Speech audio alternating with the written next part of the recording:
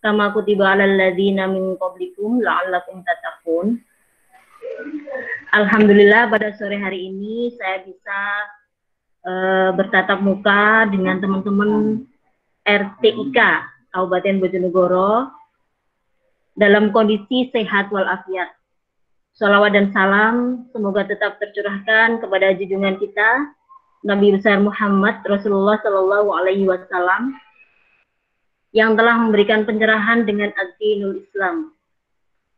Pada kesempatan hari ini saya mencoba memberikan materi. Kalau dibilang pemateri masih terlalu tinggi ya Mbak, karena Kak Sela tempo hari memberikan info kita berdialog aja, Bu Uul.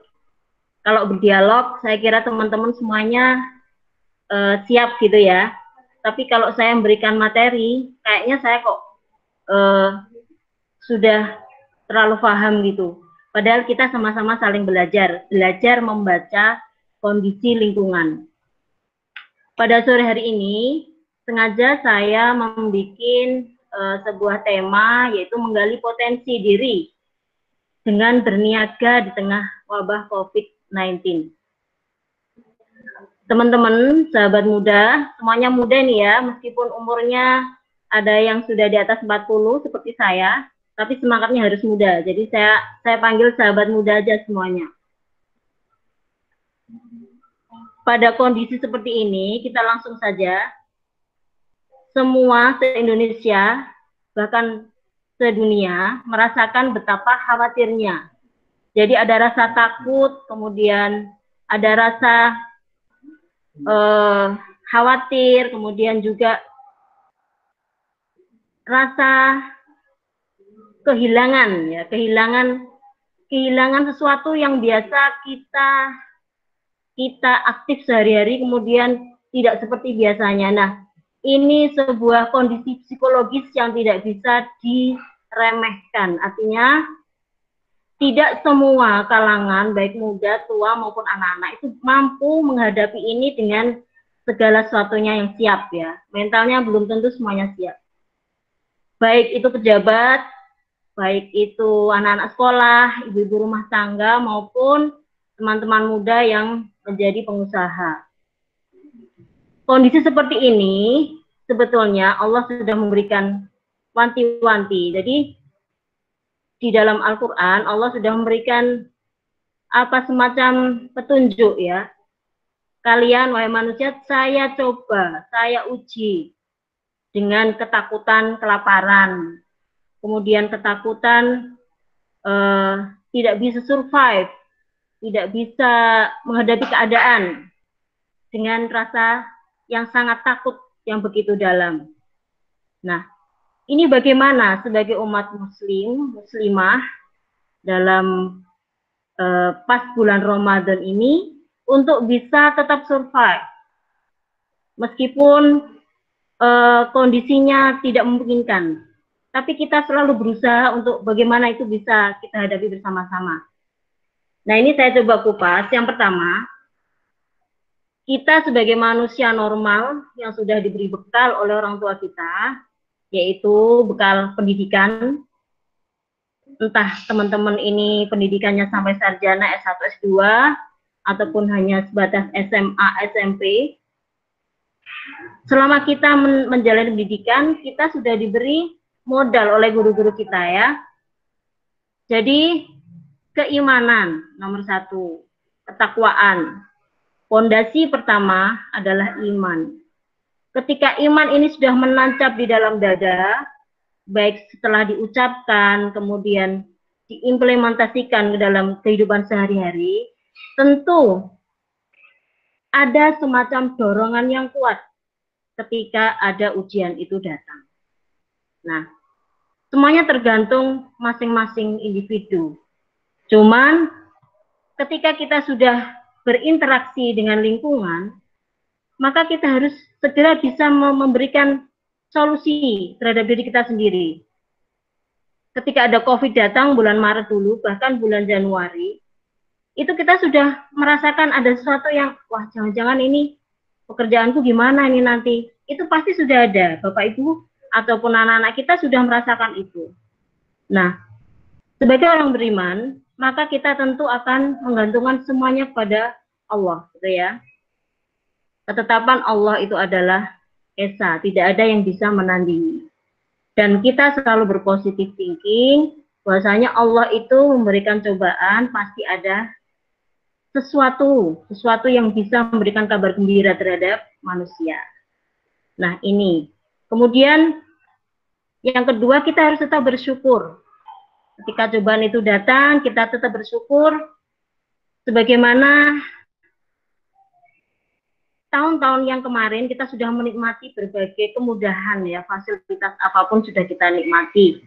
Bisa hidup dengan enaknya, jalan kemana-mana, kemudian bisa mengenyam pendidikan, kemudian minta uang orang tua juga dengan enaknya, kemudian juga menikmati fasilitas wisata juga dengan tidak ada kendala dan lain sebagainya. Nah, itu kita setback. Oh ya, kemarin-kemarin aku sudah dikasih fasilitas yang begitu luar biasa. Kenapa aku tidak bisa bersyukur? Nah, ketika ujian seperti ini datang, kita kembalikan kepada Allah. Ya Allah, ini mungkin sebuah kenaikan tingkat atau sebuah uji coba sampai di mana sih ketahanan keimanan kita terhadap Allah, gitu ya. Sehingga dalam surat Al-Baqarah, kalau saya mengutip ayat 152, Bismillahirrahmanirrahim, wadkuruni adzkurkum washkuruli wala takfurun. Artinya, karena itu ingatlah kamu kepadaku, niscaya aku ingat pula kepadamu, dan bersyukurlah kepadaku, dan janganlah kamu mengingkari.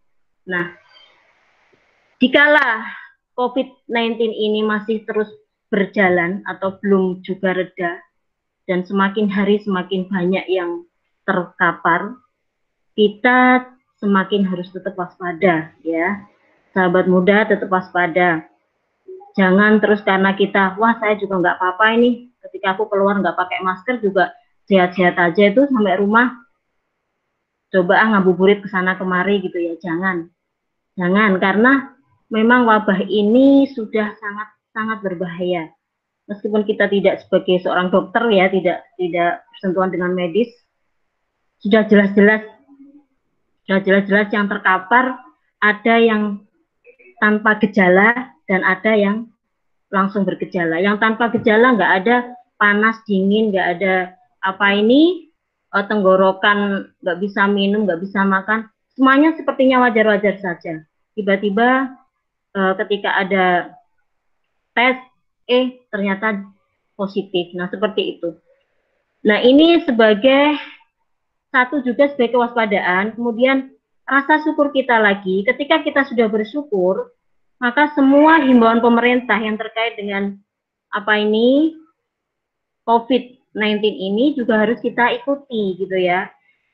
Saya kadang-kadang melihat teman-teman yang masih muda itu, bahkan anak-anak kita, ketika saya sempat jalan-jalan pakai sepeda ontel itu ya, keliling Bojonegoro, 6 kecamatan waktu itu, kok di setiap pojok pos itu adik-adik kita mulai usia SD SMP itu dengan santainya gitu ya, membawa HP semua, kemudian bersenda gurau dan sepertinya tidak ada apa-apa gitu ya. Nah, ini juga orang tua juga harus memberikan nasihat ya, harus ketat untuk memberikan pengawasan terhadap anak-anak kita, karena memang wabah belum selesai, belum hilang dari Indonesia. Kemudian lagi dalam surat Al-Baqarah ayat 172 yang terkait dengan betapa kita harus bersyukur dengan kondisi kita saat ini meskipun dalam kondisi wabah ya. A'udzubillahi minasyaitonirrajim. Bismillahirrahmanirrahim. Ya ayyuhalladzina amanu kulu min thayyibati ma razaqnakum washkuru lillahi in kuntum iyyahu ta'budun. Hai orang-orang yang beriman, makanlah di antara rezeki yang baik-baik yang kami berikan kepadamu, dan bersyukurlah kepada Allah jika benar-benar kepadanya kamu menyembah. Nah, jadi ketika kita sudah mengalami kondisi yang agak susah seperti ini, pasti kita masih punya harapan ya. Ibaratnya ketika kita di PHK gitu ya, ada teman kita di PHK dan banyak sekali ribuan, dan sekarang pada mudik pulang ke desanya masing-masing. Pasti di rumah masih ada harta yang bisa dimanfaatkan. Ada rumahnya orang tuanya, ada sawah ladang, ada pekarangan. Nah, itu dimanfaatkan saja. Jangan mengeluh. Bahkan mengeluh itu bukan sebuah jawaban. Apalagi merengek-rengek pemerintah. Kok nggak ada bantuan sih? Mana nggak ada bantuan?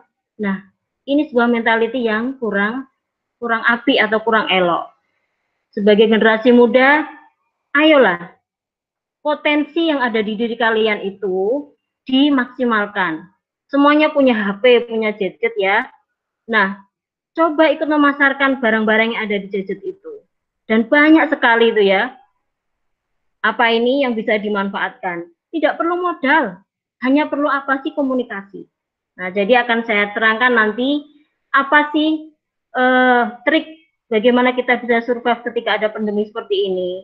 Nah, sebelumnya dalam Islam itu sudah dikasih petunjuk sama Allah bahwasanya berniaga atau berdagang atau berjualan itu sangat mulia. Artinya pekerjaan yang sangat diberi ranking nomor 1 sama Allah. Karena apa? 1, karena berniaga itu adalah sebaik-baik pekerjaan. Kemudian bisa menjalin silaturahmi. Kenapa seperti itu? Karena kita harus berkenalan dengan orang lain. Kita tidak boleh bermusuhan ya. Kalau sudah berniat berdagang, siapapun itu dari suku apapun agamanya, kita harus saling bekerja sama, silaturahmi ya, saling mengenal. Kemudian dengan itu kita bisa menambah wawasan keilmuan. Kita mengenal teman-teman kita dari Cina, dari Thailand misalnya seperti itu. Mereka pinter dalam dagangnya, ya kita ambil ilmunya, kita bekerja sama. Bekerja sama dalam muamalah itu tidak apa-apa ya, halal hukumnya. Asal berniaganya tidak berniaga barang-barang haram ya. Barang-barang haram ya seperti apa? Teman-teman tahu sendiri ya. Ada minuman keras itu ya, kemudian apa ini nikotin dan sebagainya itu janganlah. Haram itu hukumnya ya. Kemudian selain itu, ketika kita sudah bisa berdagang, maka akan timbul rasa kesabaran. Perasaan sabar. Sabar menunggu ketika kita menawarkan barang itu, kemudian konsumen belum juga membeli. Kita harus bisa bersabar. Kalau tidak bisa bersabar ya nggak akan kuat menjadi pedagang ya. Sabar. Dan resikonya sebagai pedagang kadang-kadang juga ada yang berbohong dengan kita gitu ya. Nah itu juga harus sabar lagi. Sabarnya harus berlipat-lipat. Kemudian ketika sudah berani menjual, maka akan meningkatkan perekonomian kita, perekonomian keluarga kita, akan meningkatkan value added, menambah nilai tambah pada diri kita. Kalau sudah bisa menjual barang-barang yang dikonsumsi oleh manusia maupun oleh hewan gitu ya.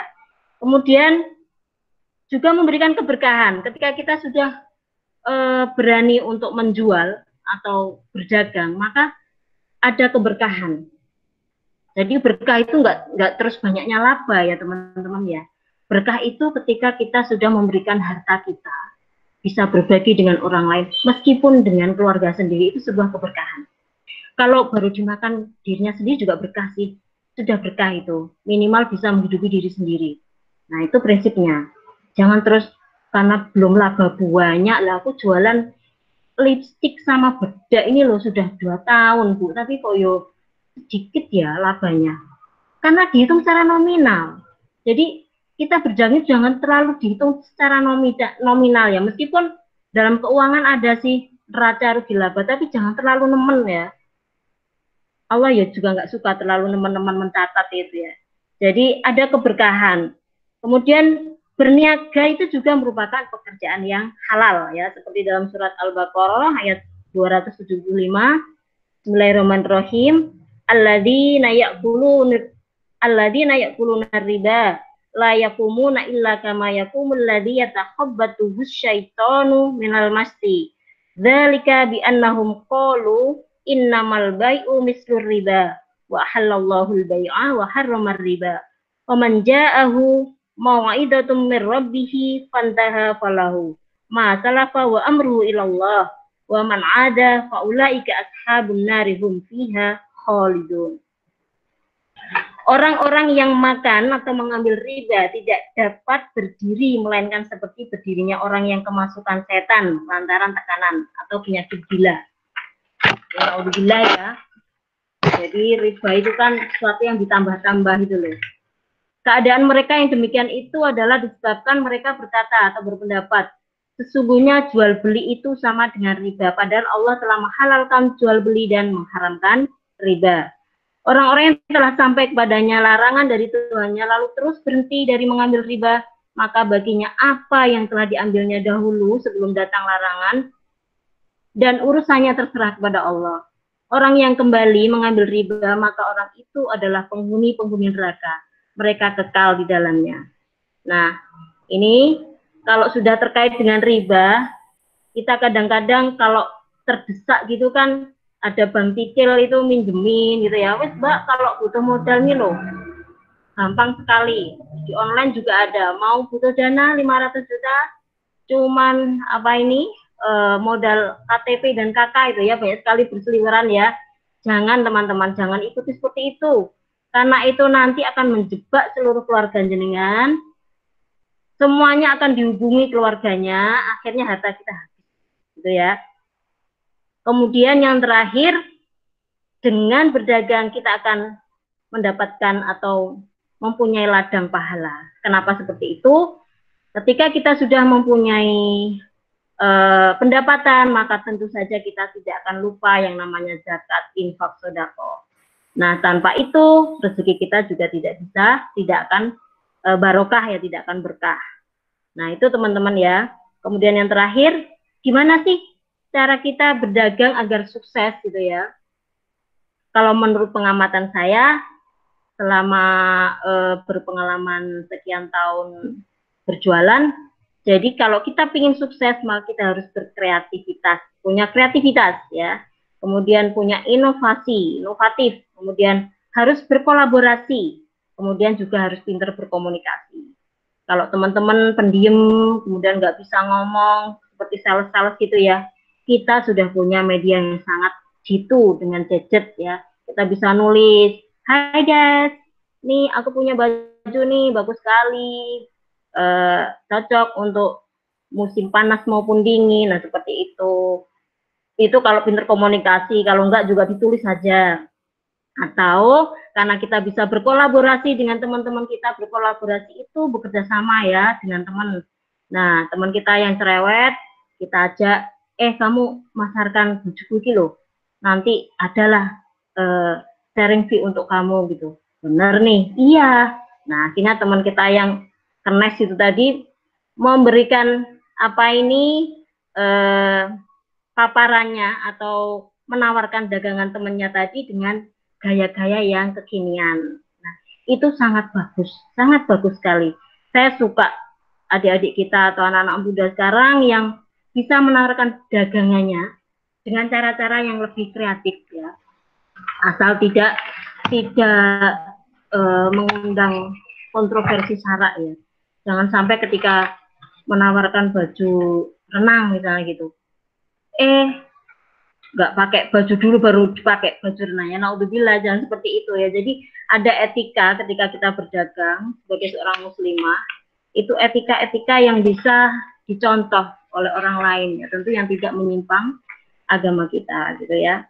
Nah, itu teman-teman. Kemudian pengalaman dari saya lagi, ketika kita sudah berusaha menjual produk kita, itu artinya kita sudah masuk dalam posisi untuk mencari tantangan. Nah, tantangan inilah inti daripada kehidupan kita. Ketika kita sudah berikhtiar ya, sudah berikhtiar, kemudian ada tantangan, nah itu menjadikan kita semakin dewasa, menjadikan kita semakin pintar. Misal nih, ketika kita menjual barang-barang kita, baik itu produk-produk pertanian, produk apa ini jasa ya, kemudian produk apapun yang bisa dibutuhkan oleh manusia, maka tentu ada yang memberikan komentar atau menanggapi positif maupun negatif. Nah, itu sebuah tantangan. Justru dengan seperti itu kita akan mengetahui semua karakter konsumen kita, ya. Dan itu menjadi sebuah referensi hidup, dan tidak menjadikan kita terus wah susah ya berdagang, itu tidak seperti itu. Menjadikan kita semakin kuat karena tentu di belakang kita ada Allah yang selalu memberikan dorongan yang menjadikan kita untuk berpijak padanya. Itu ya teman-teman ya. Hari ini saya sangat senang sekali. Artinya Bojonegoro sudah mulai berkembang dari segi IT-nya.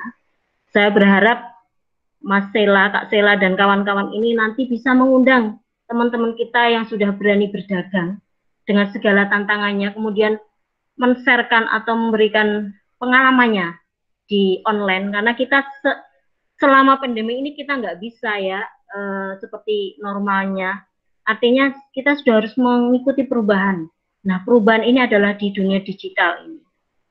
Hanya seperti ini kita bisa bertatap muka lama-lama gitu ya. Kalau kita ketemu di jalan kan harus pakai masker. Kalau nggak maskeran nanti dibilang sombong.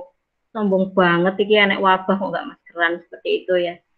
Nah, itu jadi kerja keras, kemudian juga menyukai tantangan, itu nanti akan menjadi mental yang terbentuk kita ketika kita sudah mulai berani berdagang atau berniaga. Ibu-ibu yang di rumah, ibu-ibu muda maupun ibu-ibu yang sudah sepuh tapi berjiwa muda, pakai saja itu HP-nya itu ya.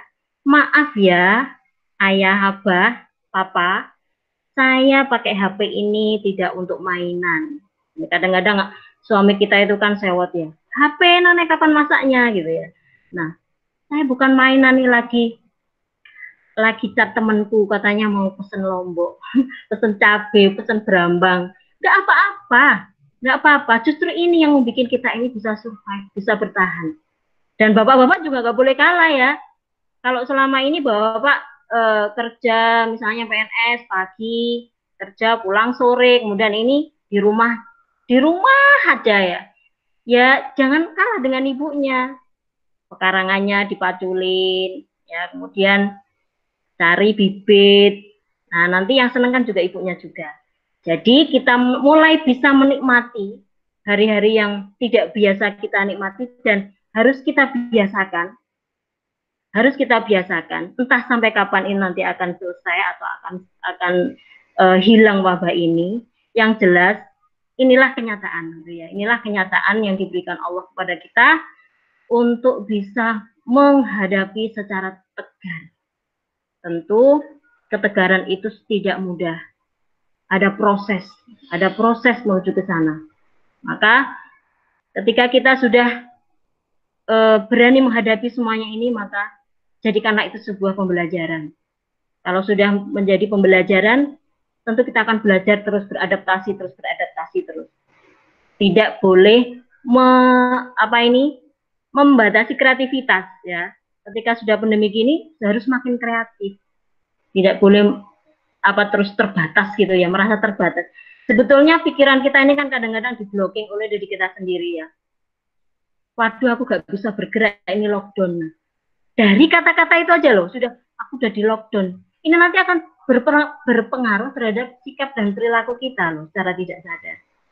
Ya kita tetap merdeka saja dengan mengikuti kondisi yang ada. Jadi harus belajar terus dari gadget ini, harus belajar terus ya. Nah seperti itu teman-teman RTIK. Jadi saya sebetulnya tidak ustadzah nyel ya. Saya orang lapangan yang biasa nyeles kemana-mana. Jualan apapun asal halal itu saya jual sejak saya muda. Jadi sejak saya kuliah, sejak SMA itu sudah biasa berjualan. Sehingga ya terus terang aja rasa-rasa tidak malu gitu ya. Tapi nggak malu-maluin teman-teman ya. Itu sudah saya alami. Jadi biasa diejek, kemudian kok sembuh doliku enggak pas itu. Ya nggak apa-apa, kamu nggak beli juga nggak apa-apa, yang penting aku jualan gitu ya.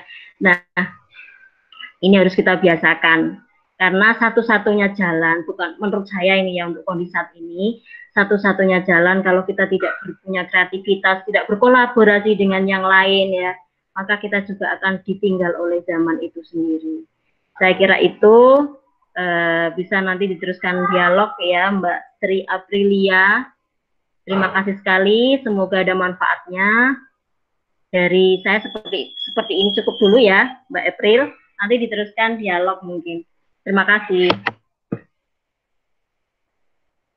Dengar kakak.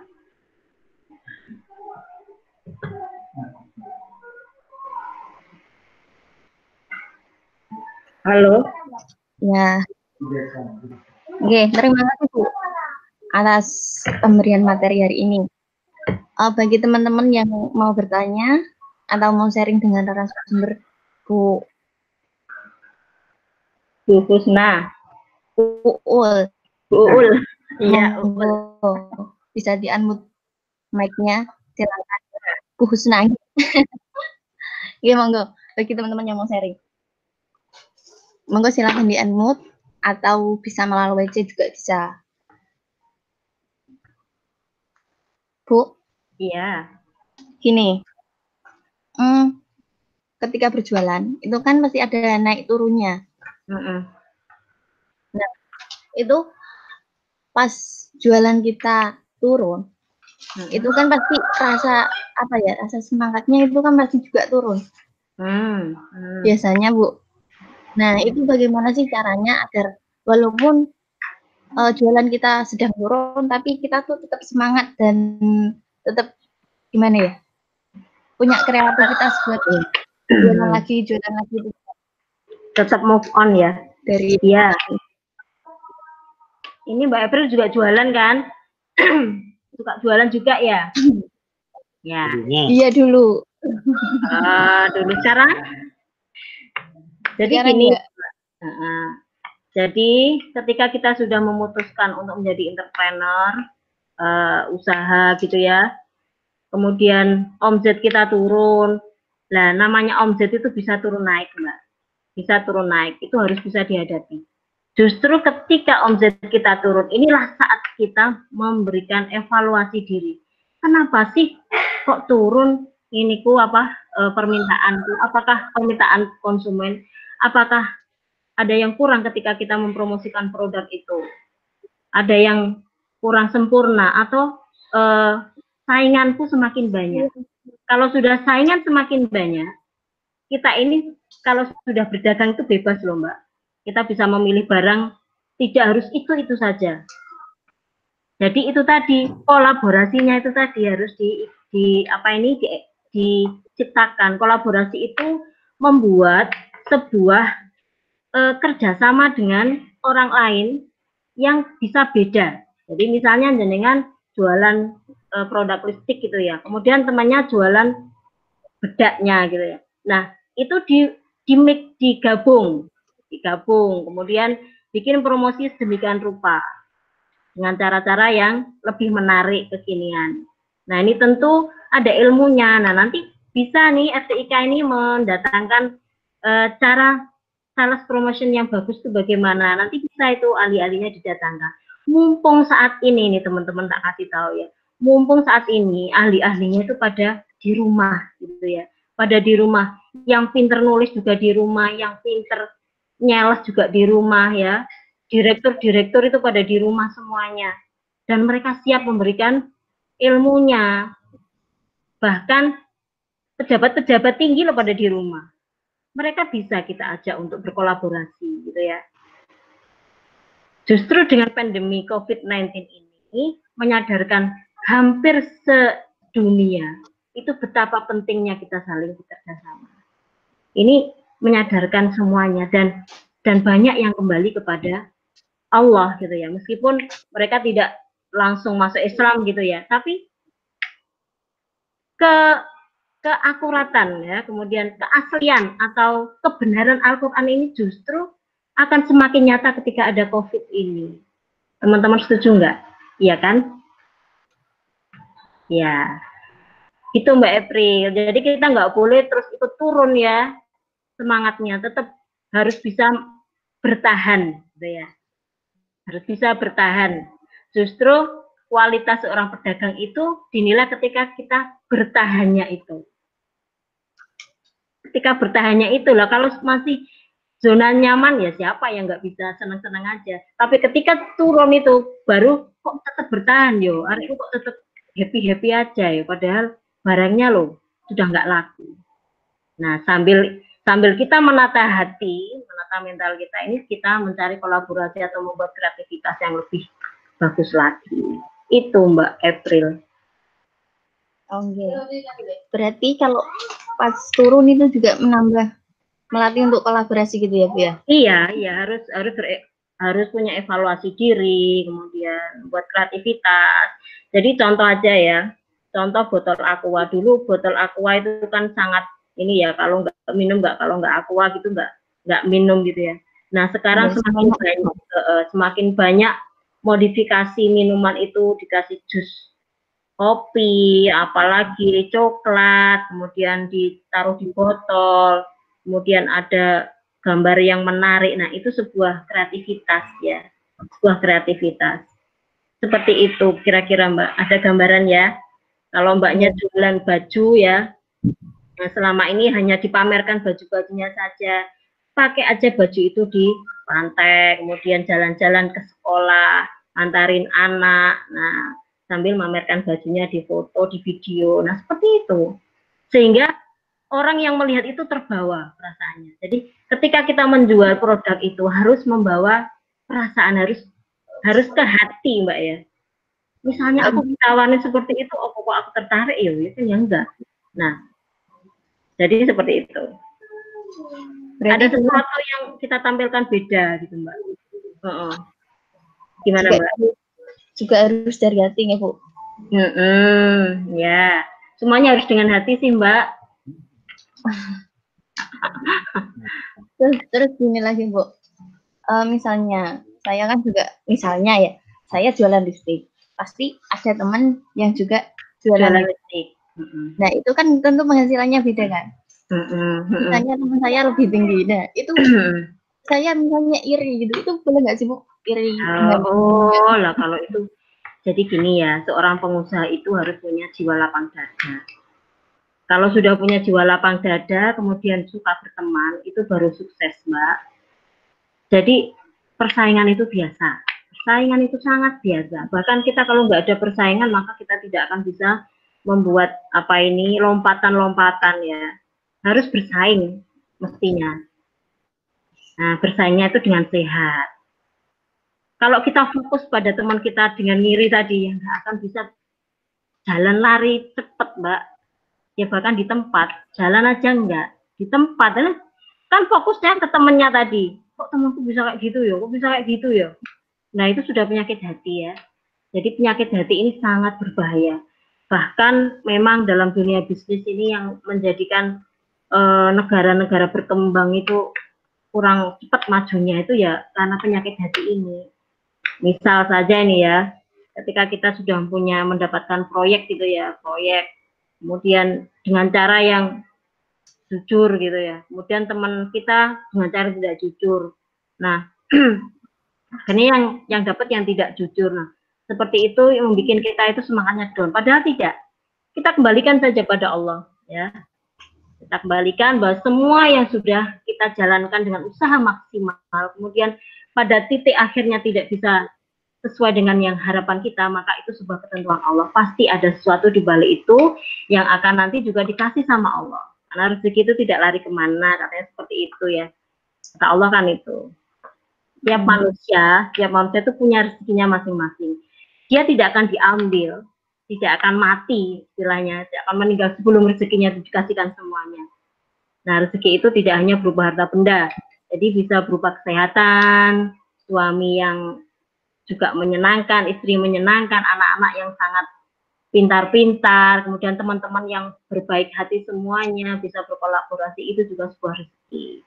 Bahkan hari ini kita bisa berdialog, ini juga sebuah rezeki ya. Coba kalau kita di rumah sakit kan nggak bisa dialog seperti ini. Nah itu ya Mbak April. Iya. Ini ya. Ada dari temen, ada yang mau nanya Ibu. Iya, monggo. Kak Anjar Dwi. Mohon Oh maaf ya. mau tanya, inti dari pedagang atau usaha itu kan tantangan. Ini tidak semua orang punya mental kuat. Bagaimana cara menumbuhkan dan merawat mental kuat seperti yang disampaikan tadi? Terima Oh ya, kasih. ya. Oke ya Bu Anjar. Bu Anjar, kalau ingin mempunyai mental yang kuat, maka mulailah berdagang yang kecil-kecilan dulu. Misalnya di sekolah itu kan ada kantin ya. Nah, teman-teman yang ingin punya pendapatan pendapatan selain gaji guru, maka teman-teman bisa mengisi kantinnya itu dengan kreativitasnya. Misal nih, karena kita nggak bisa bikin kue, nggak ada kesempatan bikin kue ya, beli saja kue itu di toko kue. Kemudian kita kemas yang lebih lucu-lucu lagi. Misalnya kacang gitu ya. Nah, kacang itu kita kemas di plastik, kemudian dikasih pita. Nah, biar anak-anak itu seneng. Kemudian permen yang di pasar itu kan banyak macamnya ya, di mall itu juga banyak macamnya. Nah, itu dikemasin, biasanya kan ditaruh di toples itu ya. Kemudian kita kalau mau dijual ke anak-anak kan tinggal ini 1.003 gitu. Nah, itu dikemas kecil-kecil. Nah, itu sebuah kreativitas Bu Amjad. Dari yang kecil-kecil dulu, dari yang mudah-mudah dulu, yang bisa kita gapai dulu.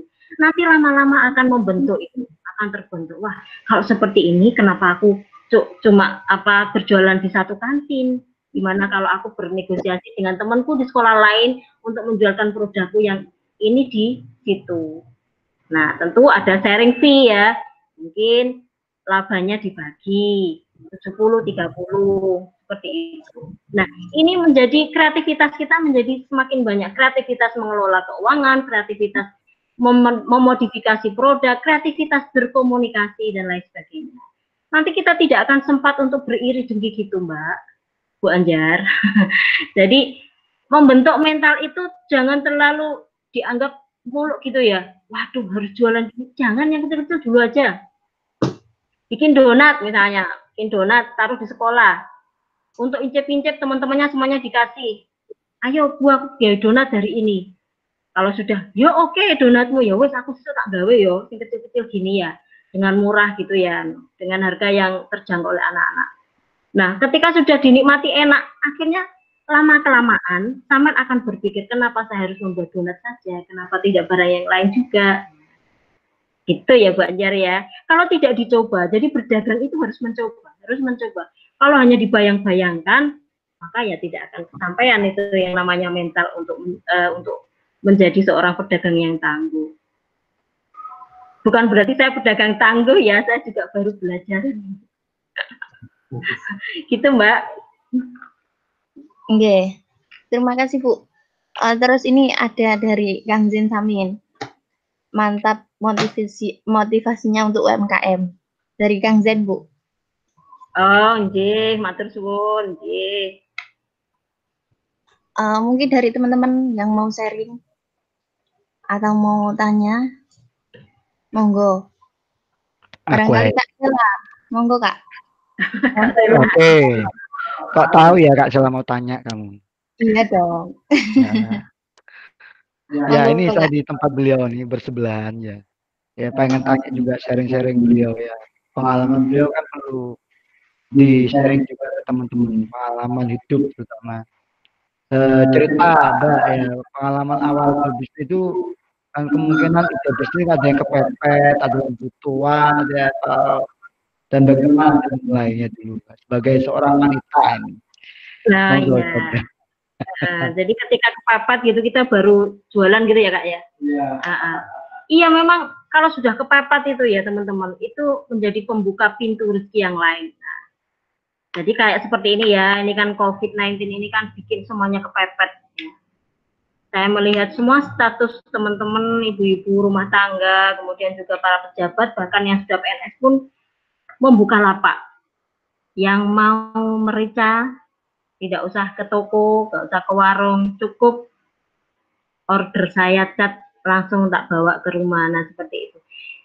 Hal-hal yang bersifat kepepet sebetulnya itu sudah ada dalam kamus berdagang Mas. Artinya seperti ini loh.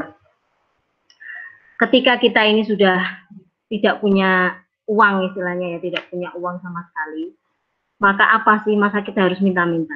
Padahal Allah itu kan sudah memberikan ancang-ancang ya, Muslim yang baik, orang Islam yang baik itu kan lebih baik tangan di atas daripada tangan di bawah. Lebih baik kita memberi daripada menerima. Nah, motif apa? Semangat seperti itu tentunya harus mulai ditanamkan ketika kita menjalani rumah tangga ya. Jadi anak-anak kita itu jangan sampai kita ajarin kalau kamu ke rumah Mbak nanti kamu dikasih apa seperti itu ya. Kalau ke rumah Mbaknya kan biasanya dikasih-kasih gitu ya. Kemudian kita tanya, kamu tadi dikasih apa sama tantemu? Jangan seperti itu.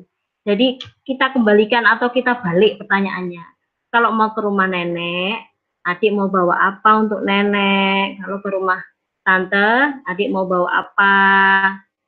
Nggak bawa apa-apa Bu. Ya udah di sana baik-baik aja ya.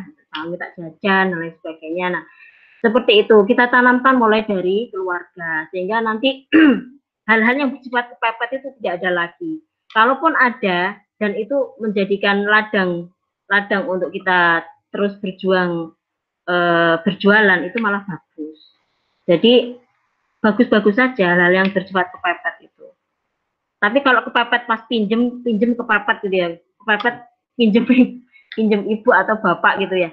Kalau nggak kepepet nggak usah pinjem ya, nggak usah pinjem. Kasihan orang tua itu sudah menyekolahkan kita ya, sudah merawat kita mulai dari lahir sampai besar sampai menikah.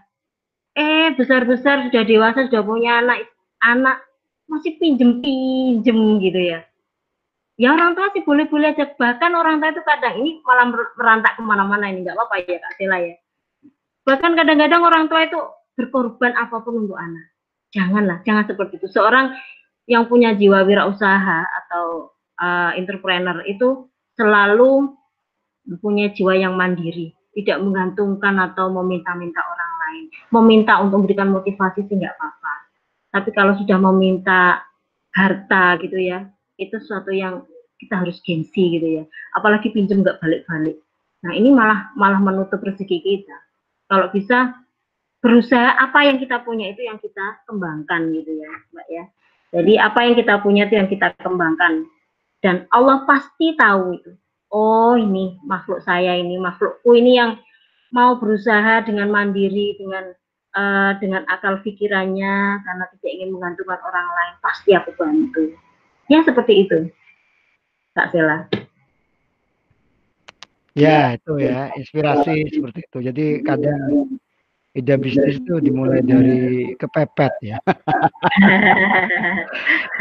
Nah, berikutnya ini, Mbak. Jadi ketika kita kalau ngomong ide bisnis kan ya, dari selama ini yang Anda jalankan tuh ide bisnis yang muncul dari mana ya kira-kira? Mungkin salah satunya kepepet kan dari semua orang kan ya.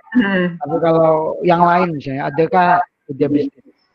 Jalan biar semua tahu ya, kita semua itu kalau pengen mulai bisnis dari sisi mana gitu. Apalagi kalau wabah ini kayak faktornya kepepet semua kalau wabah. Tapi kalau di zona nyaman, zona normal tuh misalnya ide bisnis yang dikembangkan selama ini Mbak Fustu dari mana? Oke. Mungkin menurut Kak Sela ini kalau zona nyaman itu seperti PNS tuh ya, PNS, pegawai-pegawai yang sudah punya gaji yang pasti tiap bulan dapat itu ya. Beda dengan para usahawan yang harus bersusah payah mencari pekerjaan, kemudian baru dia bisa merasakan menikmati hasilnya itu ya. Jadi ide itu bisa diambil dari tubuh kita sendiri aja loh. Dari diri kita juga. Mulai dari ujung rambut sampai ujung kaki gitu ya. Ujung rambut butuh apa? Butuh perawatan. Ada sampo, kemudian ada cukur gunting gitu ya. Nah sekarang cukur aja nih. Aku kok ingat cukur soalnya rambutnya anakku panjang. Nggak berani nyukur karena takut. Aku takut corona Bu. Loh, corona loh Mbak di tukang cukur. Ternyata dia punya ini pengetahuan lain. Dia bisa Bu di tukang cukur karena apa gini gitu. Argumennya banyak sekali, akhirnya dibiarin gondrong gitu ya. Nah dari cukur aja, sekarang tukang cukur kan pasti juga sepi ya Kak Sela ya. Nah itu betul. Nah itu kan bisa dia membuat semacam akun tukang cukur gitu ya. Cukur keliling. Dijamin sudah rapid test negatif. Nah, seperti itu. Kemudian bisa call minta cukur di mana gitu ya. Misalnya ke rumah gitu ya, di rumah. Kemudian dengan protokol COVID-19 ini harus pakai masker, ya nggak apa-apa, diikuti aja. Kan butuh itu namanya, tenaganya dia dipakai kemudian dibayar. Seperti itu sebuah ikhtiar. Jadi jangan terus diem, tukang cukur wes gak oleh apa-apa ngene iki wes. Ya meneng tok ngenteni lah kapan dapatnya uang gitu ya. Itu baru dari ujung rambut nih. Kemudian kan juga ada salon ya, biasanya ada yang apa ini dikasih dari bonding atau apa itu ya anak-anak muda sekarang itu. Kemudian juga rambutnya diluruskan, dikeritingkan. Nah, itu juga bisa di online kan ya. Jadi ini saya yakin ini ladang amalnya Mas apa ini Kak Sela dan teman-teman ini sangat potensial sekali dari RTIK ini nanti bisa untuk memberikan pembelajaran kepada teman-teman kita atau bapak-bapak ibu-ibu kita yang butuh bagaimana sih untuk menawarkan keahliannya atau produknya seperti itu. Yang namanya usaha itu kan nggak hanya menjual barang, jasa ya. Jasa itu malah banyak sekali. Kayak Kak Sela ini menjual jasa nih. Jasa, jadi Kak Sela punya keahlian IT, kemudian teman-teman dikolaborasi diajak semuanya, ada yang jadi moderator, ada yang jadi pemateri, kemudian ada yang jadi humasnya yang menghubungi kita-kita. Nah, jadilah sebuah kolaborasi yang apik, kemudian bisa ditampilkan di online. Nah, ini juga sebuah nilai jual. Nah, dan nilai jual yang bisa ditawarkan oleh Kak Sela dan kawan-kawan. Nah, seperti itu Kak Sela. Jadi ide itu mulai dari ujung rambut sampai ujung kaki. Ini belum ke wajah nih, wajah banyak banget nih Kak Sela. Meskipun kita di rumah kadang-kadang malas mandi loh. Bener. Nah, ini bagaimana ibu-ibu muda, adik-adik yang apa muda-muda yang di rumah, anak-anak kita ya tetap rajin mandi gitu ya. Ya, karena kita wabah corona ini kan harus semakin bersih ya, harus menjaga kebersihan. Nah, ini juga nanti dibikin kata-kata ketika promosi produknya ini apa pembersih wajah untuk menjadi glowing dan lain sebagainya. Seperti itu Pak Sela. Jadi jangan berhenti untuk menawarkan produk-produk atau keahlian kita. Iya. Walaupun ini masa pandemi ya Mbak ya, artinya masa pandemi ini kan pada apa ya, daya beli masyarakat ya. Walaupun tapi kan jangan putus asa gitu ya Mbak ya. Iya, menawarkan gitu ya. Siapa tahu di luar sana masih ada orang yang masih punya stok anggaran ke sana mungkin Mbak ya. Jadi seperti ini. Kalau itu sudah terbentuk Kak Sela, sudah terbentuk saling memberi dan menerima, saling menjual produk dan membeli produk, kan semuanya pada jualan. Nah, nanti perekonomian itu akan berjalan secara sehat lagi. Bayangkan ini Kak Sela, bayangkan ini saya bukan ekonom beneran ya. Saya ya lulusan ekonomi tapi karena tidak terlalu belajar ini, bayangkan kalau terus semuanya akan berhenti. Terus kita mau ngapain gitu loh. Semuanya berhenti. Kak Sela berhenti nggak onlinean, kemudian teman-teman guru juga nggak ngajar, kemudian nggak berhubungan dengan wali murid, dengan orang tuanya, dengan anak-anaknya. Terus bagaimana anak-anak kita itu gitu ya. Jadi ini sebuah tantangan yang memang harus membutuhkan mental untuk berubah dalam kondisi waktu yang tidak kita ketahui kapan. Kabarnya sampai Desember gitu ya. Sampai Desember kita harus onlinean seperti ini. Tidak apa-apa. Asal itu tadi kita harus tetap menjaga semangat. Karena ketika kita sudah menjaga imun kita, tubuh kita nanti akan terus memberikan pancaran-pancaran positif ya. Pancaran positif itu yang penting. Karena kita kalau sudah memberikan pancaran yang negatif, maka seluruh tubuh kita, pikiran kita nanti akan memancarkan aura yang tidak bersemangat. Coba aja gini, ketika kita habis sahur kan ngantuk gitu. Ngantuk terus tidur tuh sampai jam 9, saya pernah ngalamin loh ya. Lah, terus saya mikir lagi loh, lah tugasku ini belum nyapu, belum ngepel, belum ngurusin anak, lah anakku ada yang balita belum tak kasih makan. Astagfirullahaladzim. Nah, betapa ruginya dari jam 5 sampai jam 9 kita hanya menikmati tidur pulas. Padahal ketika kita sudah sadar diri, bangun tidur, langsung tancap gas, naik sepeda ontel keliling, jalan-jalan, lihat ke sana kemari, sopim mampir gitu ya, ketemu anak-anak kecil. Akhirnya ada sesuatu yang membuat hati kita ini, oh harapan ini masih banyak sekali ya. Ini kenikmatan Allah yang luar biasa. Ya. Terus pulang, bersih-bersih, banyak yang bisa kita kerjakan ketika pagi itu. Kemudian istirahat siang sambil membaca tilawah ya. Membaca Al-Quran itu ternyata betul-betul juga memberikan support yang sangat tinggi, memberikan imun yang sangat tinggi. Ya terus terang saya kemarin ketika sebelum COVID itu kan pulang kerja ya sudah nyantai-nyantai gitu. Nah ketika COVID ini kok eman gitu loh, Al-Quran nggak tak baca itu ya. Jadi kita bikin grup untuk apa ini, untuk bisa hatam gitu ya, gantian hatam. Temanku 2 juz, temanku yang lain 2 juz, 15 temen itu 1 minggu sudah hatam semua. Malu rasanya kita kalau nggak bisa ngasih hatam gitu ya. Nah, ternyata itu motivasi juga datang dari diri kita sendiri gitu. Ya nggak mungkin orang lain mau ngobrain, nggak mungkin saya ngobrain anak-anak saya terus saja. Ya saya sadarkan sendirilah, kamu itu loh di rumah masa seperti ini hidupmu. Main game, onlinean sama gurunya tidur lagi. Main game, onlinean sama gurunya tidur lagi.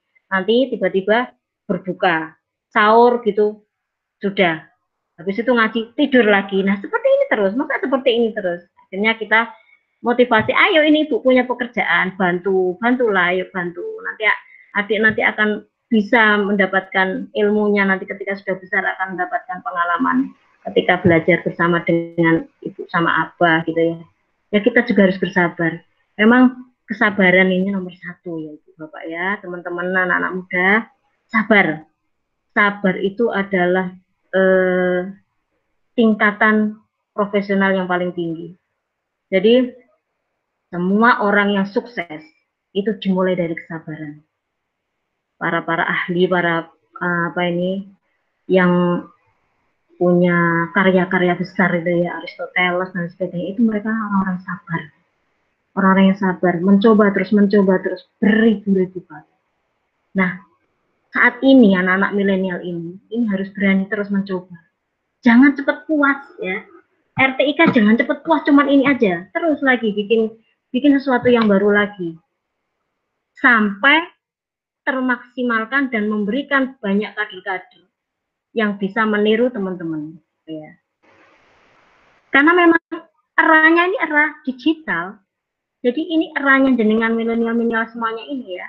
Kalau saya sih sudah zaman all ya, saya termasuk orang jadul. Nah ini juga terpaksa disuruh seperti ini. Akhirnya ya saya juga harus belajar pelan-pelan. Belajar Zoom meeting, belajar bagaimana berkomunikasi ketika di kamera, belajar berkata-kata gitu ya. Biasanya kan kita berhadapan dengan benda-benda itu. Jadi seperti itu. Monggo. Yang lain kok diem aja ya? Kemana aja nih teman-teman? Monggo moderator, saya kembalikan lagi ke jenengan. Silakan pandu lagi. Saya mantap.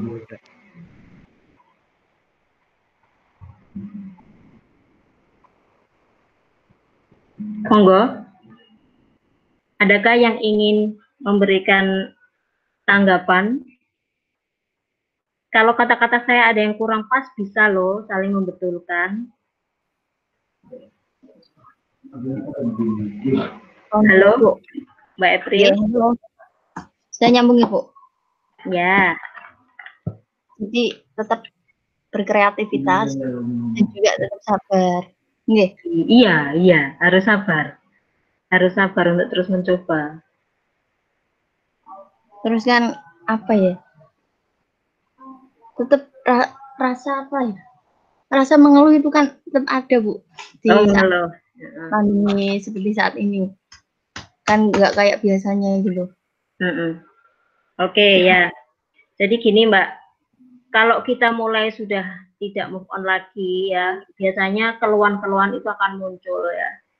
Perasaan-perasaan nggak enak itu akan muncul. Nah, itulah saatnya kita untuk membuat hiburan tersendiri ya. Kalau teman-teman suka membaca Al-Quran, itu malah lebih bagus. Jadi dalam Al-Quran itu kan banyak sekali cerita-cerita gitu ya, kisah-kisah para sahabat Nabi. Nah, kalau teman-teman masih belum tertarik ke sana, ya kita bersabar. Coba cari video-video yang membuat teman-teman itu move on. Kalau anak saya sukanya Koreanan gitu ya, Koreanan. Nah, kemudian pasti ada itu yang membuat kita, waduh, bikin semangat lagi nih. Nah, itu juga tergantung pada teman-teman sendiri, tergantung pada adik-adik semuanya. Mau seperti itukah keadaannya atau mau berubah? Nah, itu juga tergantung diri kalian sendiri. Biasanya peran orang tua, peran saudara itu sangat vital pada saat-saat seperti ini ya. Jadi orang tua ini semakin banyak PR-nya ya. Selain dia harus mengurusin ekonominya biar stabil, juga harus memberikan kestabilan emosi pada anak-anaknya.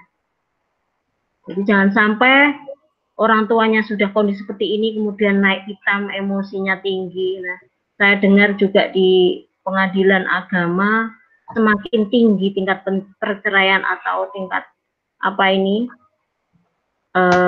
tidak harmonisnya keluarga gitu ya, karena pandemi ini. Ini sangat disayangkan. Artinya mereka belum siap untuk survive dalam kondisi seperti ini. Nah, ini ayo anak-anak muda yang punya orang tua di rumah, coba lihat orang tua kita itu ketika tidur. Mereka akan semakin tua, semakin rentah, semakin tidak kuat. Tidak kuat. Kalau sudah tidak kuat, siapa lagi yang akan menggantikan kalian, menggantikan ayah ibu kita? Kalau masih menggantungkan orang tua loh.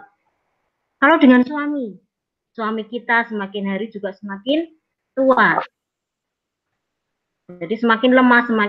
Nah, kalau istri-istri tidak juga membantu, malah menuntut saja, terus bagaimana nasibnya? Gitu ya. Jadi ayolah, kalau kita ingin berkolaborasi, berkomunikasi dengan yang lain. Teman-teman kita itu adalah ladang amal dan ladang rezeki. Jangan membuat teman-teman kita ini menjadi musuh gitu ya. Jangan, alah aku males koncoan karo bocah kae gitu ya. Jangan. Biasanya seperti itu anak-anak muda itu. Aku males Bu karo koncoku kayak Bu. Ngopo ngene-ngene. Jangan. Ini saatnya kita ini saling menguatkan ya, saling menguatkan, bukan saling tidak jauhan gitu. Saling menguatkan, bukan saling jauhan. Meskipun kita jauhan untuk tidak bisa bertemu, tapi dalam kondisi ini kita dipertemukan di gadget, di digital ini bisa. Ya. Monggo, silakan yang lain. Berarti kolaborasi tadi itu banyak sekali manfaatnya, Bu ya? Oh iya, jadi gini loh. Terus pahala juga. Jadi dalam keluarga saja, kalau kita nggak mau berkolaborasi, yang mau hidup sendiri-sendiri. Misal nih ya, misal dalam keluarga ada 3 saudara, yang satu PNS, yang satu pedagang, yang satu misalnya tukang resik-resik sapu itu ya, cleaning service. Masa kita mau diem aja yang PNS itu lihat saudaranya yang bersih-bersih tidak punya penghasilan? Kan kasihan gitu ya. Nah, ini harus membaca situasi ini, tidak hanya sekedar situasi secara ini verbal ya, tapi juga harus membaca dari sisi hati kita. Ini hati kita harus terketuk ya, terketuk.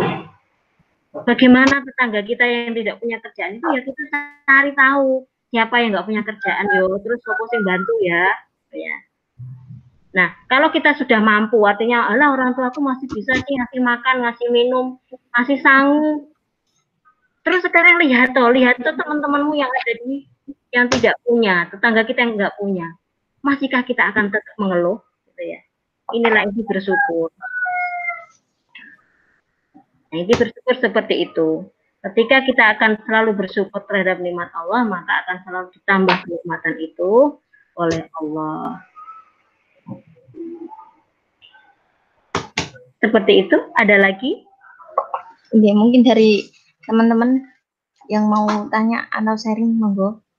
Masih ada waktu sekitar berapa ini? 15 menit. Moderator itu ada chat dari Mas Ridwan. Terbacakah atau sudah hilang di chat Anda? Oke, ada. Saya tahu bawahnya. Ini Assalamualaikum, mohon izin. Oh, Minta nggih. tanggapan Ibu mengenai penjualan offline yang alhamdulillah ramai terus di situasi pandemi corona seperti ini, karena ramai hal itu bisa saja menjadi tempat persebaran virus ini. Gitu. Jadi gini ya, ini memang dilematis ya. Dilematis dan ini juga sudah dipikirkan oleh Bapak Ibu kita yang ada di pemerintahan, baik mulai dari tingkat RT, kelurahan, camat, sampai kabupaten, sampai provinsi. Memang penyebaran COVID ini kan konon kabarnya itu di tempat-tempat kerumunan. Maksudnya kerumunan tuh gini loh, ketika di sebuah tempat atau di sebuah daerah, itu sudah ada yang terkena, terpapar, maka bisa jadi itu menjadi penyebaran COVID di situ gitu. Nah, tentu kita juga harus bisa memberikan apa ini waspadaan ya. Ya jangan sampai kita membuat kerumunan-kerumunan gitu, Bu. Kalau terpaksa berkerumun, maka harus menjaga jarak kan gitu toh. Jaraknya paling enggak 1,5 meter ya Kak Tela ya. Terus kemudian pakai masker. Nah itu pakai masker. Dan itu wajib pakai masker kemana-mana itu Mbak. Sehingga artinya gini, ketika kita sudah beranikan diri berniat untuk berniaga dan harus berkumpul dengan orang, meskipun itu membahayakan ya, tapi kita harus punya sensi untuk positif. Jadi punya positive thinking. Bismillah, Allah melindungi gitu ya. Nanti kan dengan perasaan kita, dengan pikiran kita menggantungkan pada Allah, nanti Allah juga akan mengiringi untuk memberikan perlindungan seperti itu. Dan saya kira ibu-ibu itu sudah mulai pinter kok. Dia komunikasi juga nggak banyak-banyak. Jadi saya setiap hari kan juga online ya, DO ke teman-teman yang punya jualan mulai dari sayuran, ikan gitu ya. Ketika tak suruh tolong diantar ke rumah ya Ma, iya. Ini Bu ya, ini uangnya Bu gitu ya. Ya sudah, dia nggak banyak omong. Padahal biasanya dulu sebelum COVID itu ngobrolnya setengah jam. Ngasih barangnya cuma 1 menit. Nah, gitu ya. Jadi insya Allah kalau kita sudah memahami betapa bahayanya COVID ini, paling tidak sudah refleks gitu ya, tidak terlalu lama berkerumunnya. Itu Mbak. Berarti tetap harus jaga jarak. Oh iya. Pencegahan gitu ya Bu ya. Biar nggak menyebar. Iya. Jadi dan itu kita ya positif thinking Mbak. Terus kita nggak mau deket-deket temen gitu kan ya, terus ya kalau nggak salaman nggak apa-apa. Nah terus nggak mau dekat-dekat gitu kan ya kita yakin teman kita nggak kena ya sudah toh. Selama teman kita nggak keluar kota yang zona merah itu kan masih aman, saya pikir, ya kan? Oke, itu jawaban dari Ibu. Gimana Mas Ridwan? Mungkin dari teman-teman yang lain mau tanya atau sharing, silakan. Ini kan sudah masuk ke 10 hari ketiga ya Mbak ya. Ini ini harus kita perketat atau kita kencangkan ini nafsu-nafsu hewani kita ya. Nggak usah tertarik baju baru, nggak usah tertarik sesuatu yang baru lah. Iya. Kita minta ampunan aja sama Allah. Minta ampunan, ya Allah ampuni. Limpahkan rezeki yang halal sehingga kita bisa lancar untuk berniaga apapun yang saya jual ya Allah gitu ya. Selalu meminta kalau malam jangan sampai lewatkan sholat malamnya, tadarusnya, jangan lewatkan. HP ini hanya sebuah alat ya, handphone ini hanya sebuah alat, tapi yang menjadi alat kita sensor yang paling kuat itu adalah kita sama Allah. Hubungan kita sama Allah harus kuat dulu, baru nanti ketika berniaga itu pun akan semakin kuat untuk menarik orang untuk mau bekerja sama dengan kita. Jadi sebetulnya tidak bisa dilepaskan ya teman-teman ya, antara hubungan kita sama Allah dengan sesama manusia. Ketika hubungan kita sama Allah baik, harmonis, tidak ada tidak ada kebohongan gitu ya, maka dengan manusia pun Allah juga akan memberikan. Halo, seperti itu ya? Oke. Jadi memanfaatkan waktu dengan tadarus gitu ya Bu ya. Ya, harus kepada Allah. Harus Mbak. Saya lihat anak-anak sekarang ini berhubungan sama Allah itu nomor sekian gitu ya. Janganlah. Itu yang menjadi kunci sukses kita itu ya. Kalau sudah ingin sukses dunia, maka harus sukses dulu akhiratnya. Jangan sekali-kali meninggalkan sholat fardu. Ya, kalau sudah berani meninggalkan sholat fardu 5 waktu itu, pasti itu yang lain juga dia akan melakukan maksiat gitu ya.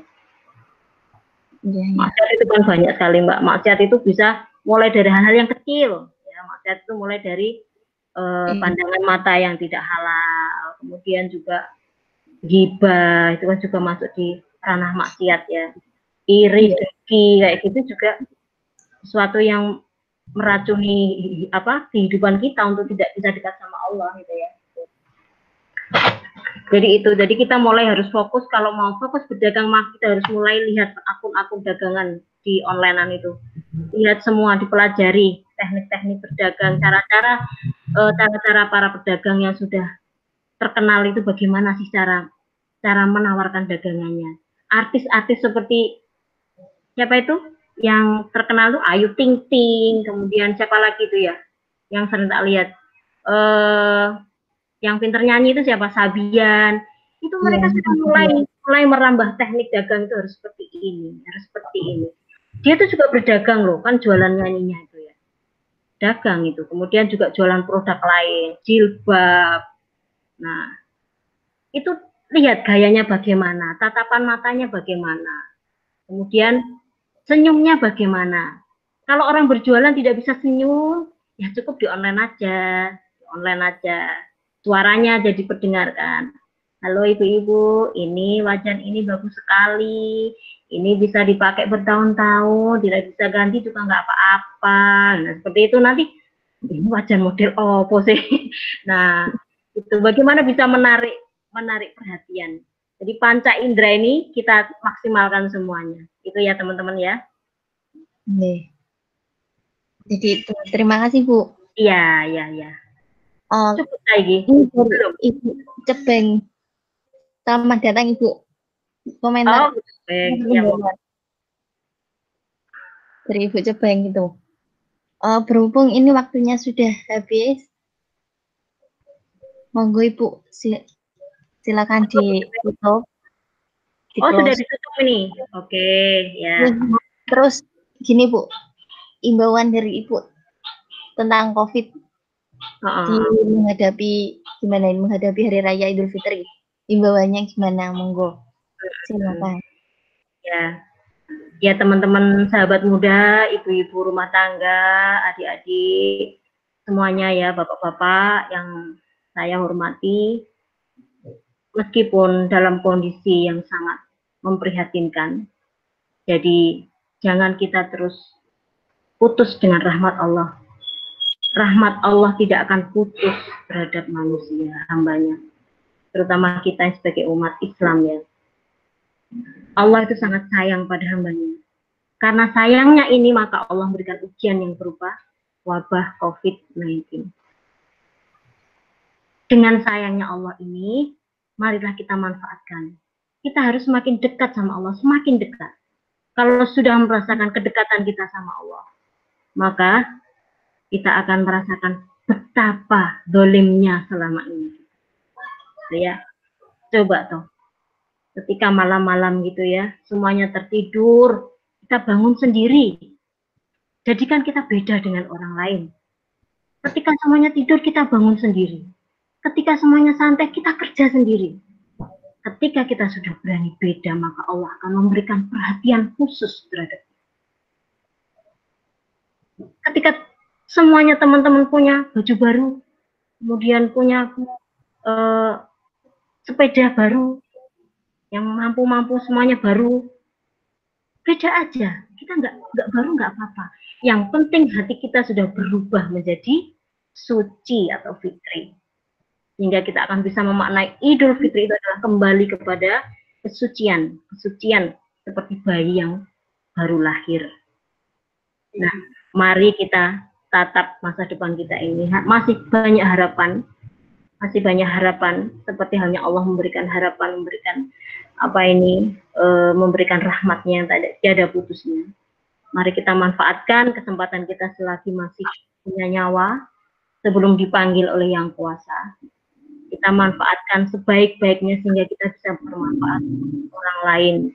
Selama kita tidak bisa mandiri, maka kita juga tidak bisa memberikan sesuatu kepada orang lain.